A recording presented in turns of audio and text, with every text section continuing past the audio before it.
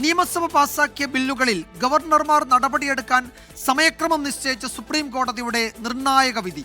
ബില്ലുകൾ തടഞ്ഞുവെക്കാൻ ഗവർണർമാർക്ക് അധികാരമില്ലെന്നും പരമാവധി 3 മാസത്തിനുള്ളിൽ തീരുമാനമെടുക്കണമെന്നും കോടതി വിധിച്ചു. 10 ബില്ലുകൾ പിടിച്ചുവെച്ച തമിഴ്നാട് ഗവർണർ RN രവിയുടെ നടപടി കോടതി റദ്ദാക്കി. ജസ്റ്റിസുമാരായ JB പർദിവാല, R മഹാദേവൻ എന്നിവരുടേതാണ് നിർണായക വിധി. 10 ബില്ലുകൾ തടഞ്ഞുവെച്ച തമിഴ്നാട് ഗവർണർ RN രവിയുടെ നടപടി നിയമവിരുദ്ധമാണെന്നാണ് ഉത്തരവിൽ സുപ്രീം കോടതി വിമർശിച്ചത്.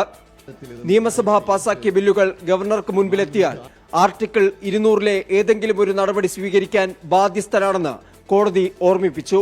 അനുമതി നിഷേധിച്ച് തിരിച്ചയച്ച ബില്ല് വീണ്ടും നിയമസഭ പാസാക്കി ഗവർണർക്ക് നൽകിയാൽ അത് രാഷ്ട്രപതിക്ക് അയക്കാൻ കഴിയില്ല.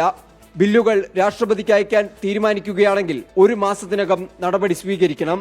സംസ്ഥാനത്തിന്റെ ഉപദേശത്തിന് വിരുദ്ധമായി ബില്ലുകൾ തടഞ്ഞുവയ്ക്കുകയോ രാഷ്ട്രപതിക്ക് അയക്കാനോ തീരുമാനിച്ചാൽ പരമാവധി 3 മാസത്തിനുള്ളിൽ ഗവർണർ തീരുമാനമെടുക്കണമെന്ന സമയപരിധിയും ഉത്തരവിൽ സുപ്രീം കോടതി നിർദ്ദേശിച്ചു. ആർട്ടിക്കിൾ 200 പ്രകാരം ഗവർണർക്ക് വീറ്റോ അധികാരമില്ലെന്നും ജസ്റ്റിസ് JB പർദിവാല ഉത്തരവിൽ പറഞ്ഞു. തമിഴ്നാട് പാസാക്കിയ 10 ബില്ലുകൾക്കും സുപ്രീം കോടതി അംഗീകാരം നൽകി. ബില്ലുകൾ തടഞ്ഞുവെച്ചത് ആർട്ടിക്കിൾ 200 ലംഘനമാണെന്നും കോടതി നിരീക്ഷിച്ചു. ഭരണഘടന എത്ര നല്ലതാണെങ്കിലും അത് നടപ്പിലാക്കുന്നവർ നല്ലവരല്ലെങ്കിൽ അത് മോശമാണെന്ന് തെളിയുമെന്ന BR അംബേദ്കറുടെ വാക്കുകൾ പരാമർശിച്ചായിരുന്നു ജസ്റ്റിസ് JB പർദിവാല ഉത്തരവ് വായിച്ച് അവസാനിപ്പിച്ചത്. R. അച്യുതൻ, 24, ഡൽഹി.